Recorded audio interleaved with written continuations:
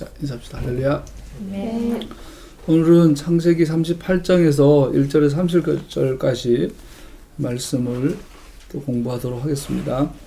우리가 토라 포션이 미리 이제 우리가 스케줄을 잡잖아요. 그래서 그 전에 미리 읽어보면서 여러분들 선택하면 돼요. 원래는 이제 다음 주 앞으로 올 토라 포션을 미리 예습을 하면서 그것을 내 삶의 한락화로 적용하고 살아가거나, 또 안 되면 오늘 공부하니까 공부한 걸 복습하면서 또 한 주간을 이번 주 주신 말씀을 붙잡고 믿음으로 또 회개하며 살아가는 것도 좋고, 뭐 해보면 자기인데 좋은 대로 하면 좋을 것 같아요.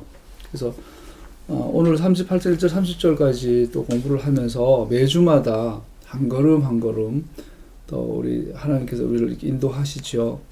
또 오늘은 또 뜬금없는 또 내용이 나오죠. 전체 문맥에서 보면 37장에 보면 또 갑자기 야곱의 역사, 야곱 족보가 나오다가 또 족보라 그래놓고는 17살짜리 요셉의 얘기가 나오잖아요. 또 그 내용은 또 형제들끼리 또 완전히 갈등과 반목의 내용들을 보잖아요. 그 사건이 끝나고 이제 요셉은 팔려가죠. 팔려가고 이제 형들이 아버지인데 와서 거짓 보고를 하죠. 거짓 보고를 하고 났더니 어떤 이유에서건 갑자기 유다가 뜬금없이 아버지가 있는 그 지역을 떠나서 외국으로 나가요. 그래서 형제들에게서 떨어져 나가 히라라고 하는 아둘람 사람이 사는 곳으로 갔다. 외국이에요. 외국으로 나가서 외국인과 함께 거하며 또 외국 여자와 결혼을 해요. 유다가. 알다시피 전 사건에서 르우벤은 요셉을 살리려고 이제 했잖아요. 근데 유다는 뭐 죽이진 않았지만 파는데 나서서 하게 되죠. 그리고 와서 이제 아버지한테 거짓말하고 나니까 좀 찔려서 그랬는지, 그래서 아버지 얼굴 보는 게 민망해서 그랬는지 아버지에서 떨어져서 가요. 가서 또 가나안 여자를 만나는, 랍비들은 보통 이제 그 당시 가나안들 상인들을 말하죠. 상인들로 보죠. 장사하는 그 에서의 후예들로 또 이해를 하고, 어쨌든 간에 외국인 여자와 만나서 외국인의 소생을 낳게 돼요. 그런데 아들 셋을 낳았는데 둘이 죽죠. 셋째 아들에게 이제 며느리를 계대법으로 넘겨줘야 되는데 또 안 넘겨주고 며느리를 돌려보내죠. 이런 이야기가 38장에 나옵니다. 근데 우리가 거기서 이제 또 첫 1절에 보면 1절 읽어볼까요? 시작. 그 무렵에 떨어져 나가 히라라고 하는 아둘람 사람이 사는 곳으로 가서 그와 함께 살았다. 여기 보면 이제 반복되는 저기 구문인데 그 무렵에, 그때에 이런 뜻이 있어요. 보면은 그때에 이런 일이 발생했다, 이런 표현들이 이제 반복해서 관용구로 나온 게 있어요. 그래서 바이어히 바에트 하후, 이렇게. 그래서 그때에 이런 일이 있었다. 이것은 지금에 있는 이 사건이 앞에 있는 사건과 연결성을 연결하고 있는 거죠. 우리가 지금 그런 경우 있죠. 그때란 말은 아니지만 다윗이 어떤 바세바 사건 있고 나온 이후에 이런 일이 있었느라, 그리고 자식들이 막 이렇게 사건도 일어나고, 히브리어는 그런 표현들이 있어요. 여기서처럼 유다가 아버지를 떠나 이방인에게로 가서 이방인과 결혼한 이 사건이 그때에 있었다. 이 사건이 어디와 연결되어 있었냐. 전반적으로 보면 보통 요셉의 사건과 같은 시대, 같은 때인 것으로 볼 수 있죠. 예를 들어서 41장에 보면 요셉이 30살에 총리가 30에 되었다라는 표현도 있어요. 그리고 우리가 지난주에 본 것처럼 요셉은 17살에 형들한테 버림받죠. 그러니까 30이 되고 17이니까 그동안 13년, 그죠? 요셉 13년을 고생해서 총리 자리에 올라가는데, 또 중간에 보면 우리 45장에 보면 요셉이 꿈을 꾸죠. 바로가 꿈을 꾸는데 7년 풍년, 7년 흉년이 있잖아요. 45장에 보면 요셉이 총리가 되고 나서 되기 전에 이제 그 7년 꿈을 해몽하죠. 그러고 나서 7년 풍년이 오잖아요. 그러다가 45장에 보면 이런 표현들이 나와요. 흉년이 7년인데 이제 2년밖에 안 지나서 아직 5년이 남았다, 이렇게 표현해요. 그때 이제 야곱이 형들을 어떻게 보내냐면 애굽에 양식을 사러 보내죠. 그러니까 결론적으로 요셉이 17살에 형들한테 이제 버림받아서 30의 총리가 되고 총 합치면 39살에 형들 다시 만나는 이야기죠. 그래서 그 이야기가 약 22년 걸려요. 그래서 요셉이 꿈을 꾸고 쫓겨난 것에서 그 꿈이 성취되는 것에 22년, 최소한 22년 걸리죠. 그래서 그때라는 것은 요 어간을 말하겠죠. 또 창세기 마지막 부분에 보면 오늘 이제 유다가 며느리랑 관계를 해서 베레스와 셀라를 낳았는데 베레스가 아들들이 이집트로 함께 내려갔다는 또 기록이 46장에 나와요. 그러니까 이제 그 무렵에 요셉 쫓겨나고 총리가 되고 쫓겨난 그 직후 어느 즈음에 때 이제 그 사건을 전체적으로 연대적으로 볼 수가 있겠죠. 그러면서 우리가 하나 질문해 볼 수 있는 거 이거예요. 지난주에 야곱의 이야기다, 야곱의 족보다 그런 거 뜬금없이 요셉이 나왔어요. 그리고 곧바로 또 뜬금없이 유다 얘기가 나오는 거예요. 그래서 왜 모세는 이 글을 쓰면서 편집할 때 이런 식으로 편집을 했는가? 모세는 갑자기 여기에 이 유다 이야기를 두었는가? 오늘 본문을 여기에 기록한 모세의 의도는 간단하죠.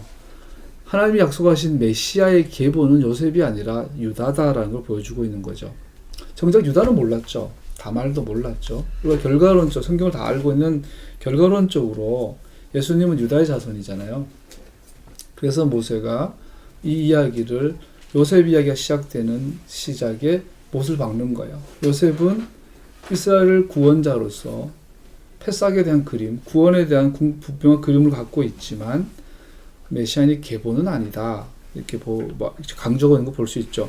요셉의 이야기는 이스라엘 구속의 장에서 매우 중요합니다. 패삭은 하나님과 이스라엘의 영원한 언약의 궁극적인 그림이 됩니다. 더구나 요셉의 이야기는 하나님께서 그의 백성들을 어떻게 구원하시는지에 대한 분명한 그림을 보여줍니다. 그러나 요셉은 메시아에 대한 분명한 그림을 보여주지만 확실히 그는 메시아의 계보는 아닙니다. 창세기 3장 15절 있는 여자의 후손을 약속하신 그 창세기에서 가장 중요한 주제인 여자의 씨라는 이 계보는 요셉이 아니라 유다를 통하여 주어진다라는 것을 오늘 구조를 통해서 보여주고 있죠. 여기 요셉 이야기에서도 가장 중요한 주제라는 사실을 우선 상기시켜 줍니다.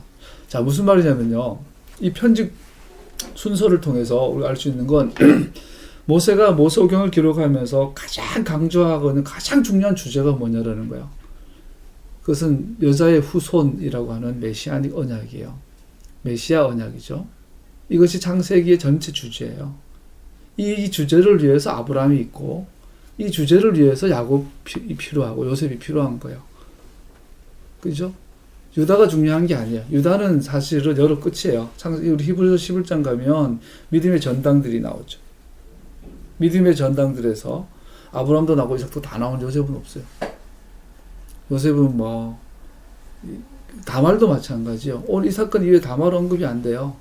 그 결론적으로 다말과 유다는 하나님 앞에 그렇게 칭찬 못 들어요. 오늘 전체적으로 간단해요. 하나님의 계획은 하나님이 하세요. 그리고 유다 같은 말만은 나중에 살펴보면 더 심각한데 다말은 창녀짓을 하잖아요. 그 당시에 창녀짓 하면 돌 맞아 죽어요. 근데 돌 맞아 죽지 않는 창녀가 있는데 이거는 뭐냐면 이교도 신전에 바쳐진 거룩한 창녀. 오늘로 말 무당짓 하면 안 죽어요. 다말은 하나님의 백성이면서 귀신 우상 신전에 창녀짓을 하고 있는 거고 야곱의 아들 유다도 그 창녀를 돈 주고 산 거예요. 그 목적은 하나예요. 풍년제예요, 풍년제. 다신사상이죠. 양털을 깎는데 농사 잘 되게 해달라는 것. 오늘 말하면 뭐예요? 사업 잘 되게 해달라는 거예요. 돈 잘 벌게 해달라는 거. 부자 되게 해달라는 거. 그 부자 되게 하게 하는 그 기복적인 행위가 거룩한 신전에 우상 신전에 바쳐진 거룩한 창녀와 성관계를 하는 거예요. 이렇게 이해하는 게 오늘 본문이 가장 타당해요. 그렇다면 예수님의 족보로 유다나 다말은 완전히 실격이죠.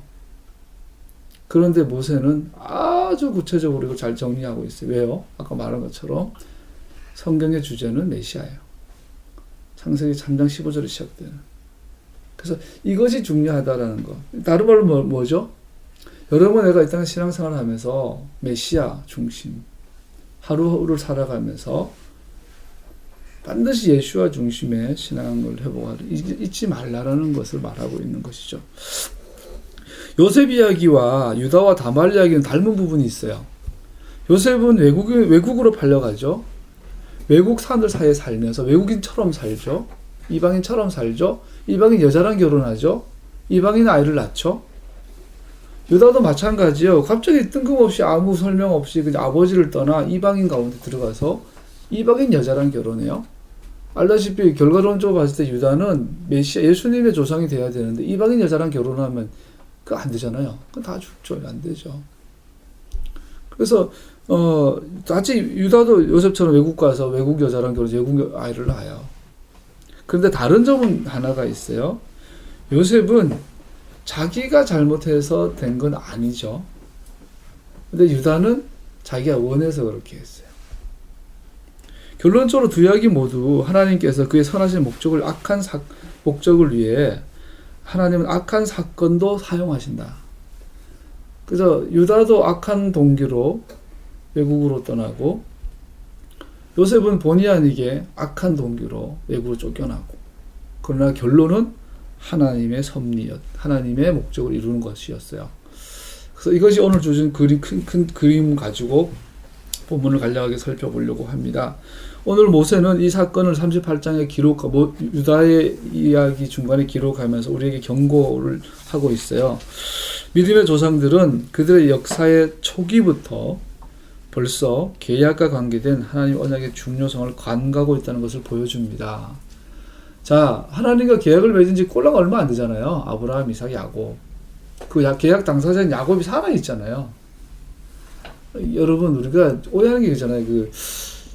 참 아이러지한 게 뭐냐면, 토라에서 가장 강조하는 게 쉐마고, 쉐마 신앙을 가장 강조하는 게 자녀에게 가르치라는 거잖아요. 그런데 성경에서 자녀 교육을 성공한 경우는 거의 없어요. 대표적인 게 다윗이죠. 다윗은 아들이 아버지를 죽이려고 그래요. 그죠? 대표적인 게 그 엘리 제사장이죠. 또 대표적인 게 사무엘이죠. 대표적인 게 모세는 많이 자식 이야기 나오지도 않아요. 또 대표적인 게 야곱이에요. 특별히 야곱은 언약 당사자, 소위 믿음의 조상 3대 조상이에요. 그분한테 직접 신앙 교육을 받았어요, 아들들이. 근데 결론은 서로 죽이고, 살인하고, 우상을 섬기고, 이러는. 그러니까 이게 자녀 교육이라는 건 정말 어려운 거죠. 그 세상에서 가장 어려운 게 부부가 하나가 되는 게 가장 어렵고요. 부모가 자식을 바른 신앙 교육하는 게 가장 어렵죠. 안 돼요. 그래서 오늘 모세가 경고가 있는 거예요. 그래서 우리는 창세기 중심 주제들을 잊어서는 안 됩니다. 즉 창세기 중심 주제 중에 하나가 타락이죠. 하나님이 세상을 창조하자 말자 일어난 사건이 타락이에요. 하나님이 아브라함과 이삭과 야곱과 계약을 맺자 말자 그 후손들이 제일 먼저 한 게 창세기를 떠나버려요. 하나님의 언약을 떠나버린 걸 볼 수 있어요. 이 사실을 잊지 말라는 거, 이 사실을. 여러분의 그런 존재라는 거죠. 그러니까 자전거라 그래야 되나요? 여러분과 나는 이렇게 가만히 있으면 타락해요. 그냥 가만히 힘 빼면 타락해요. 애쓰지 않으면 타락해요. 우리는 의지를 놓으면 타락해요. 예, 그런 약한 존재인 것 같아요. 다말 사건을 통해서 모세는 강조합니다. 다말은 분명한 악한 행동을 했습니다. 그녀의 행동은 전혀 잘못한 것이었습니다. 그러나 그녀는 유다의 가문의 중요함을 알았습니다. 사라처럼 한나처럼 사실 여러분 성경대로 말하면 다말이 자식을 갖고 싶고 하려면 가장 이상적인 모델이 나오잖아요. 그 사무엘의 엄마 한나. 그죠? 성경에서 자녀가 없으면 성경적 모델은 기도하는 거예요, 주실 때까지. 인간적인, 육체적인, 육신적인 방법을 동원하지 않는 거였어요. 착각하지 말아요. 요즘 현대의학 의존하지 말라는 이야기가 아니에요, 이거는. 악한 방법을 사용해서 그녀는 유다의 중요한 사라처럼 한나처럼 룻처럼 애굽의 산파들처럼 그녀는 이스라엘이 약속의 아들이 생존함으로 유지된다는 사실을 알았습니다. 그래서 그녀는 유다보다 더 의로웠다고 인정받습니다. 그럼에도 불구하고 그는 여전히 이기적이었고 그녀는 잘못한 행동을 한 겁니다. 자, 무슨 말인지 이따 다시 나누기도 하고요. 두 번째, 유다처럼 우리도 생활의 분주함 속에서 약속의 메시아이신 예수와께서 우리의 삶의 중심인 것을 잊어버리고 있음을 경고하고 있습니다. 모세는. 자, 모세는 다말을 통해서 경고해요. 다말을 통해서 너가 정말 한나처럼 할 수 있었는데, 그죠? 애굽의 산파들처럼 목에 활이 들어와도 믿음으로 자녀를 받을 수 있었는데 너가 경솔했다. 비록 결과적으로 너를 통해서 예수님의 메시아가 오시지만 그 책임은 네가 져야 한다라고 경고하고 있는 거예요. 결론적으로 말해요. 전체적으로 우리 하나님께 쓰임 받아도 개인적인 일탈은 반드시 개인이 책임져야 돼요. 다말을 통한 경고, 모세가 하고 있고. 두 번째, 유다를 통해서 하고 있는 경고는 유다는 천하의 야곱을, 천하의 아브라함을 할아버지로 두고 있음에도 불구하고 전혀 신앙을 바르게 세우지 못하는 걸 통해서 약속의 메시아, 즉 메시아에 대한 약속. 여러분, 우리가 약속의 메시아가 우리 신앙의 중심이다 그러면 자꾸 또 오해를 해요. 그래서 구체적으로 표현하면 이거예요. 예수님에 대한, 메시아에 대한 약속이 신앙의 중심이 되잖아. 약속이. 예수님이 중심이 된다고 뭐 이상한 종교가 되더라고요. 자꾸 이따가 막 주의 얼굴 간다 그러고, 무슨 경배 찬양 보면 좀, 우리가 많이 했지만, 주님 얼굴 간다 그러고 이러고 있잖아요. 그게 아니잖아요. 우리는 약속의 메시아가 아니라, 메시아의 약속을 믿잖아요. 우리는. 마찬가지 말이겠지만 모세는 하나님께서 그 약속을 세대에서 세대로 어떻게 보존하셨는지를 강조하고 있습니다. 자, 유다와 다말 사건을 통해서 모세는 하나님께서 당신의 약속을 어떻게 보존하고 계신지를 보여주고 있어요. 유다와 다말의 신앙이 엉망이라도 하나님의 약속은 계속 보존돼요. 같은 이야기죠. 우리도 또한, 그리고 우리는 어떨까요? 다음 세대가 하나님을 신뢰하는 믿음과 우리 세상에서 하나님의 이름이 거룩히 여김받는 것에 대한 행복한 사명감을 갖도록 하나님의 자비와 능력을 구해야 한다고 강조하고 있습니다. 자, 우리의 신앙이 또 다음 세대로 또 모세가 경고하고 있는 걸 볼 수 있죠. 다음 세대를 신경 써라. 자, 세 번째 모세의 경고를 결론적으로 말하면 이렇게 할 수 있을 것 같아요. 유다와 다말의 두 아들을 향하여 베레스와 세라를 통해서 큰 자가 작은 자를 섬기라는 것을 생각나게 합니다. 하나님의 씨는 인간의 노력이 아닌 하나님의 주권과 기적적인 능력을 오실 것을 보여줍니다. 인간의 죄와 노력은 하나님의 계획을 변경시킬 수 없습니다. 하나님께서 계획하시고 하나님께서 이루십니다.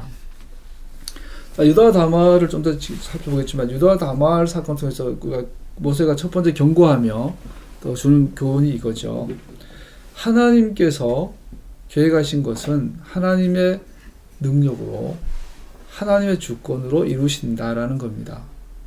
여러분과 나의 죄와 혹은 우리의 노력이 그것을 이렇게 할 수는 없다라는 거예요. 그러면 이제 사도 바울이 질문한 것처럼 질문을 볼 수 있어요.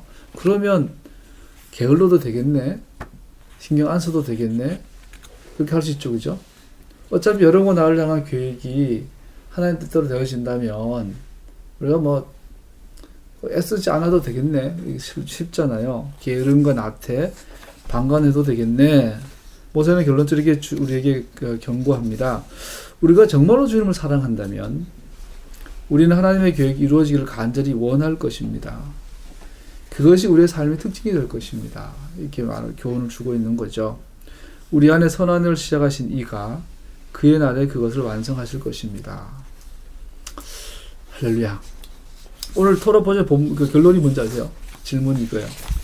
유다는 과연 자기가 메시아의 조상이 될 것을 알았을까?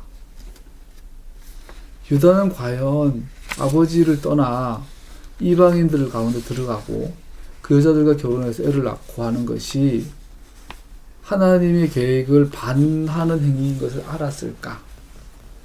또 하루는 이제 사랑한 여자가 부인이 이제 죽었어요. 애도 기간이 끝나자마자 양쪽 깎으러 가는데 너무 피곤해요. 하루 종일 일했더니 이제 뭔가 좀 쉬어야 되겠어요. 그때 옆에 창녀가 있는 거야. 집에 들어가 봐야 마누라도 없고 뭐 할 것도 없으니까 그냥 갑자기 내가 저 창녀랑 시간을 보내면서 쉬어야 되겠다 했겠죠. 그 어느 날 하루에 소소한 일상의 일탈이 이 땅에 메시아를 오게 하신 하나님의 계획에 적극적인 반대행위였다는 것을 유대인은 상상이나 했겠습니까? 결론이 뭐예요?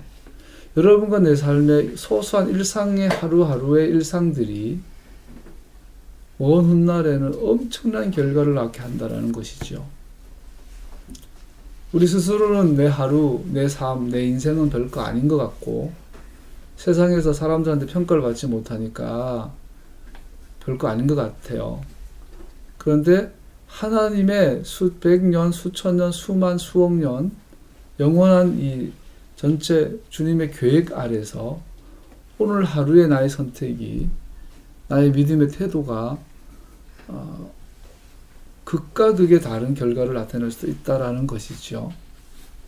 물론 메시아닉 계보 같은 이런 것들은 하나님께서 무슨 일이 있어도 성취하시지만 또 우리 개인의 선택은 개인에게 적극적인 영향을 미치게 된다는 사실을 말하고 있는 거죠. 다시 말하지만 유다와 다말 사건은 오늘 우리에게 엄청난 진지한 질문을 하고 있는 것이라고 봅니다. 좀만 더 살피고 마칠게요.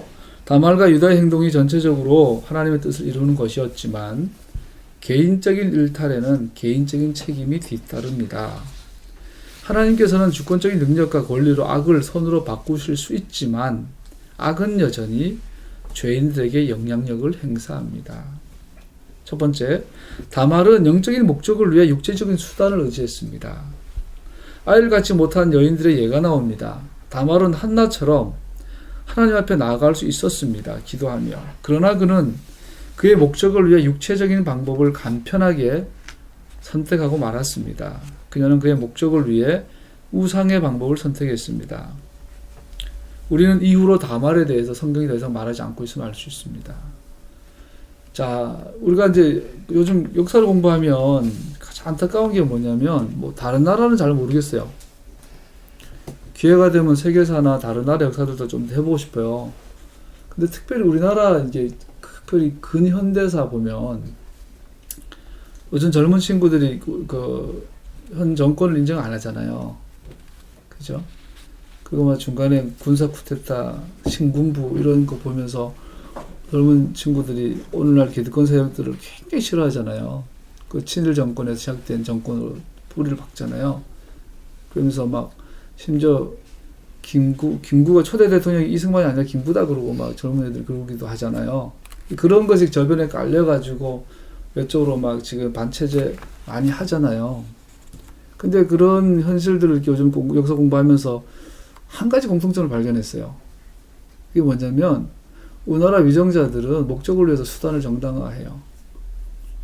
그죠? 물론 어려웠겠죠. 뭐 김구 선생님 들어오고 이승만 초대 정부 할 때 당장 이제 국정 운영해야 되는데 준비된 인간은 없고 급하니까 그냥 일본 일제 시대 때 순사했던 사람들, 유학해서 공부했던 사람들 다 썼겠죠.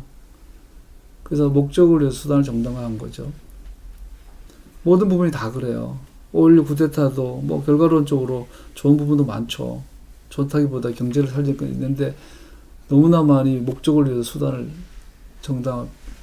정당화했잖아요. 인권을 무시하고 민주주의 파괴하고.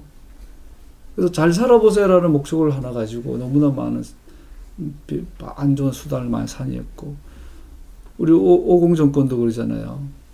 그죠? 그런 전통들이 우리한테 많이 온 것 같아요. 그러다 보니까 지금 뭐 위정자들, 소위 기득권자들 다 그렇잖아요. 교회에서도 들어왔잖아요. 교회에서도. 목적을 위해서라면 수단을 그냥 이렇게 좀 해도 되는.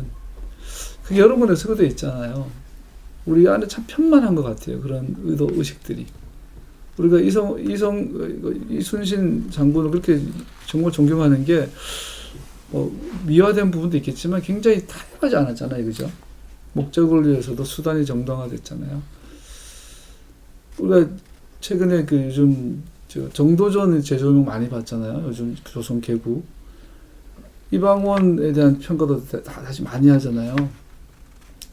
그러니까 뭐 이방원도 보면 정도전의 제자로서 정도전 죽여놓고 정작 정도전의 사상을 이어받아도 그대로 실현하잖아요.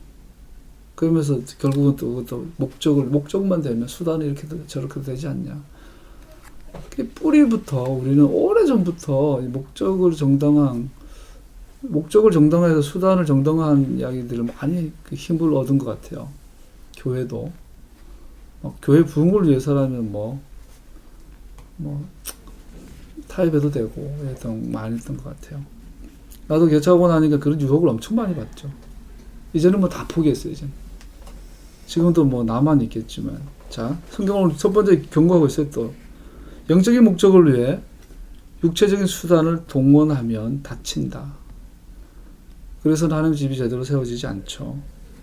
두 번째, 유다를 통해 또 경고하고 있어요. 유다는 이스라엘의 중심되는 족장의 이름이고 예루살렘 중심의 신앙 핵심적인 이름이지만 그는 얼마나 부패한 생각과 행동을 하고 있었는지를 오늘 본문은 보여줍니다. 첫 번째, 우리가 두 가지 간략하게만 적용해서 살펴보죠. 오늘 바쁜 시대잖아요. 신대원 졸업하고 이제 어느 교회 이제 전임 사역자로 부임을 했더니 이제 그 교회 이제 교역자 수련을 떠났어요. 큰 교회라서 이제 막 갔죠. 어떤 남한산성의 어떤 이제 신학교에서 우리가 몇 박 며칠 이렇게 이제 목회자 수련을 하는데 그 첫날 밤 주제가 쉼이었어요. 쉼. 그래서 이제 저는 뭐 전도사로서 처음 부임했으니까 그 많은 선배 목사님들이 다 이제 웃으면서 워낙 몇십 명 되니까 한참 걸렸어요. 그러다가 이제 내 차례가 됐어요. 쉼이라 무엇입니까? 앞으로 어떻게 쉴 겁니까? 사역하면서 그러길래 이제 갓 졸업했으니까 그때 할 말 없어 어떻게 이런 대답을 했어요. 아직 쉬어야 될 만큼 일을 해본 적이 없어서 잘 모르겠습니다. 그랬어요. 자, 쉼이라는 게 되게 중요해요. 현대인들은. 샤밧의 주제는 쉼이잖아요. 오늘 유다가 보여져요. 유다는 지금 피곤해요. 부모를 떠나서 선택한 여자, 그 여자가 낳은 아들 셋 중에 둘이 죽었고, 그 여자도 이젠 죽었어요. 그리고 그 여자를 상을 치러 쓴 유다의 마음은 너무 피곤했을 거예요. 그런데 1년 중 가장 바쁜 양털 깎는 시기가 됐어요. 그것은 그 고장에서 1년 중 가장 큰 축제가 있고 이방 신전이 있고 그런 분위기에서 밤새도록 양털을 깎았을 거예요. 그러다가 이제 좀 쉬어야 되겠다. 자, 우리의 몸이 극도로 피곤해졌을 때 반대로 우리는 극도로 조심해야 되는 걸 보여줘요. 양털 깎을 시기에 목자들이 바쁜 나날을 보내고 있습니다. 힘든 하루를 보내고 집에 들어가 쉬어야 하는데 그는 아내와 사별하고 마음 둘 곳이 없었나 봅니다. 그러다가 느슨해집니다. 길가에 창녀가 보입니다. 알다시피 이 창녀는 당시에 이방 신전에 바쳐진 거룩한 창녀일 수 있죠. 그 여자에게 들어갑니다. 우리는 신체적으로 지치고 피곤할 때 영적으로 더욱 주의하고 꾸준한 주의를 또 기울여야만 합니다. 즉 잘 쉬어야 합니다. 할렐루야. 샤밧이 중요한 게 그거예요. 열심히 일하고 쉴 때 뭔가 쏙 들어와요. 그러니까 영화를 봐도 그냥 평소에 아무리 봐도 영향을 안 받다가 내가 정말 쉬어야지 목욕하고 와인 한 잔 딱 하고 누워가지고 영화를 딱 트는데 그 순간 어떤 것이 내 안에 쏙 들어가 내가 가치관 형성도 한다고요. 우리는 잘 쉬어야 될 줄 압니다. 몸이 극도로 피곤할 때 그리고 허전할 때 시간을 잘 보내시길 축복합니다. 두 번째를 통해서 이게 뭐 중요한 교훈인가? 중요해요. 두 번째 중요한 게 다말은 당대의 우상 신전의 창녀들처럼 옷을 입었습니다. 모든 가나안인들에게 가나안 신전에서 특별히 양털을 깎을 시기에는 풍년을 기리는 신전 제사를 드리는 것이 의무적이었습니다. 그러한 풍년제는 더 많은 수확과 풍성한 가축대를 갖게 한다고 믿었습니다. 어쩌면 유다는 이 제사에 참여함으로 더 많은 수확이 있을 것을 기대했는지도 모릅니다. 그런 의식을 통해 불운을 떨쳐버리고자 했을 수도 있습니다. 자, 결국은 그 돈이 참 중요하죠. 그죠? 유다는 지쳤는데 마침 그 신전에 여사제가 있는 거예요. 아, 네, 쟤랑 하룻밤 보내면 농사가 잘 된대, 집안이 잘 된대, 복 받는데 이게 아닌 줄 알면서도 들어왔을 수도 있고 은근히 원했을 수도 있죠. 마치 부적 하나 하면 부적을 갖고 다니면 복 받는다고 믿는 것처럼 옛날에 한번 여기 십자가 목걸이 달고 다니면은 뭐 드라큘라로 보여준다 하고 뭐 이런 이상한 생각과 같은 불운을 떨쳐보려고 하는 그런 의식들이 유다 안에 있었겠죠. 다말은 간사하게 그런 거를 또 이용해가지고 유혹하고 있는 걸 보죠. 유다의 마음의 동기를 우리는 정확히 알 수 없습니다. 그러나 분명한 것은 동서고금을 막론하고 종교 혼합주의는 잘못된 것입니다. 여기 유다와 다말 사건을 통해서 다말 안에 얼마나 종교 혼합이 하나님의 백성 유다 안에 얼마나 종교 혼합이 있는 것을 보게 돼요. 그래서 히브리서 11장의 믿음의 전당에 아브라함, 이삭, 야곱, 요셉의 이름은 나오지만 유다의 이름은 나오지 않습니다. 하나님 영원하신 계획은 유다의 실패에도 불구하고 여전하시지만 그 자신은 하나님 앞에서 영광스러운 삶을 잃어버리게 됩니다. 자, 마지막으로 결론을 내리면 이거죠. 유다는 자신이 메시아의 조상이 될 것이라는 것을 어떻게 상상이나 했겠습니까? 그러므로 우리는 잊지 마십시다. 하나님께서는 우리를 향한 계획을 갖고 계십니다.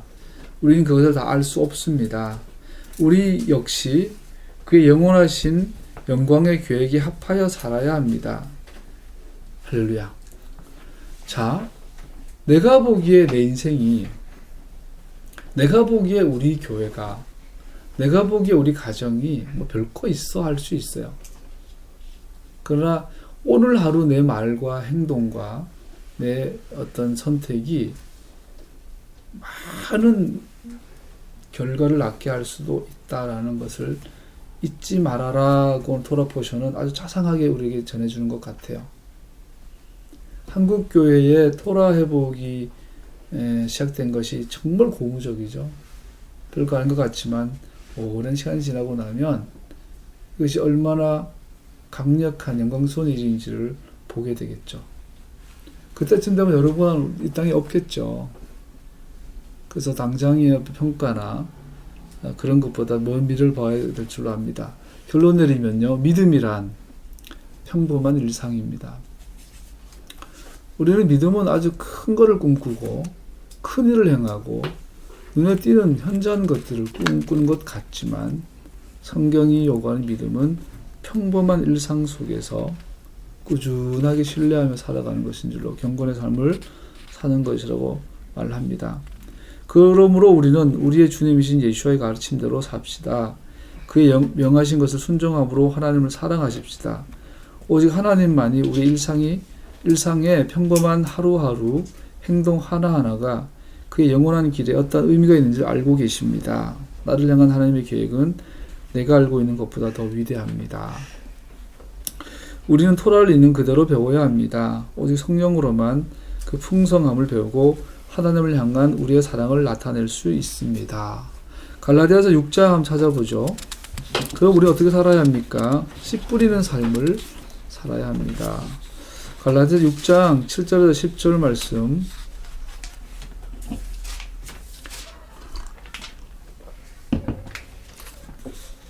한 목소리 읽어볼까요? 시작. 자기를 속이지 마십시오. 하나님은 새로운 방식 분이 아니십니다. 사람은 무엇을 심든지 심은 대로 얻을 것입니다. 자기 육체에 다스리는 사람은 육체에서 썩을 것을 거두고 성령에 다스리는 사람은 성령에서 영생을 거둘 것입니다. 선한 일을 하다가 낙심하지 맙시다. 지쳐서 넘어지지 아니하면 때가 이를 때 거두게 될 것입니다. 그러므로 기회가 있는 동안에 모든 사람에게 선한 일을 합시다. 특히 믿음의 식구들에게는 더욱 그렇게 합시다. 아멘. 자, 우리 오늘 하프타라 이사야 보면요, 남은 사람이 나와요. 랍사기가 나오고 이사야 느부갓네 뭐죠? 아시리아에서 공격을 해오는데 하나님 천사가 18만 얼마를 한꺼번에 죽여서 승리하게 하셔요. 근데 문제는 그렇게 하고도 유대 민족들이 해결하지 않고 망해요, 결국은. 그래서 이사야를 통해서 망한다. 니들은 망할 거다. 그런데 남은 사람이 있다. 오직 남은 사람들은 돌아올 것이다. 이 남은 사람이 누구냐? 유다가 다말이 지 맘대로 살아도 하나님은 하나님의 계획을 이루세요. 그런데 유다와 다말 같지 않게 하나님과 함께하는 남은 자들이 있다라는 거죠. 이게 믿음의 사람들이죠. 갈라디아서에 가면 씨 뿌리는 삶을 사는 오늘 하루의 평범한 일상이 씨를 뿌리는 거예요. 언젠가 열매를 맺겠죠. 그러한 믿음의 삶을 사는 남은 자들이 있을 거라는 거죠. 유다와 다말은 상상도 못했던 결과를 낳게 됐지만 여러분과 나는 믿음으로 이런 거울을 삼아서 나아가야 할 줄 압니다. 씨 뿌리는 행위는 결국 열매 맺게 될 것입니다. 그래서 우리의 모든 하루하루 삶은 씨를 뿌리는 것과 같습니다. 그래서 계명이 우리에게 매우 중요한 겁니다. 그래서 무슨 씨를 뿌릴 거예요? 생명이 있는 걸 뿌려야 살 거 아니에요. 그죠? 아무리 뿌려도 성경은 간단해요. 예수님이 직접 씨 뿌리는 비유 말씀하시면 씨가 뭐예요? 하나님의 토라. 구체적으로 말하는 미tzvot, 하나님의 계명들이에요. 하나님의 계명들을 내가 지키는 게 씨를 뿌리는 거예요. 그럼 이것은 반드시 열매를 맺어요. 반드시 열매를 맺어요. 여러분과 나는 그렇게 살라고 오늘 유다와 다말을 통해서 경고하고 계시고, 나는 그처럼 유다와 다말, 예수님의 족보에 거룩한 창녀가 있어요. 그냥 생계형 창녀가 아니라 귀신을 위해서, 바알을 위해서, 아세라를 위해서 몸판 창녀가 있어. 예수님의 소상 가운데. 하나님께서 그래요. 오직 남은 사람만 돌아오게 될 것이다 말하고 있죠. 나사렛 예수와 오늘 마태복음 1장에 보면요, 예수님은 유다의 자손이고 동시에 다윗의 자손으로 표현합니다. 왜 마태는, 누가는 예수님의 족보를 그렇게 강조합니까? 이유는 간단하죠. 나사렛 예수와 그분이 처음부터 하와에게 약속하신 그 언약의 성취자이시며 이스라엘 역사 가운데 계속 예언되어 왔던 선지자들이 예언했던 바로 그분이심을 보여주기 위해서 마태와 마가는, 누가는 시작하자마자 족보를 이야기하고 있고, 두 번째 이유는 우리가 사는 세상에 내재하신 하나님의 섭리하심은 메시아의 출현에 집중하고 있다는 사실입니다. 자, 무슨 말이냐면 이 지구의 역사는 메시아의 나타나심, 즉 메시아에 대한 약속이 지구에 존재하는 초점, 중심 주제다라는 것이지요. 말씀의 결론입니다. 여러분, 하루 일과 일과 창세기에 예언되어진 그 메시아, 선지자들이 예언한 그 메시아에 대한 약속이 우리 삶의 씨앗으로 심겨지는 하루하루 되기를 축복합니다. 이러한 토라의 교회들이 많이 회복되었으면 좋겠습니다. 기도하겠습니다.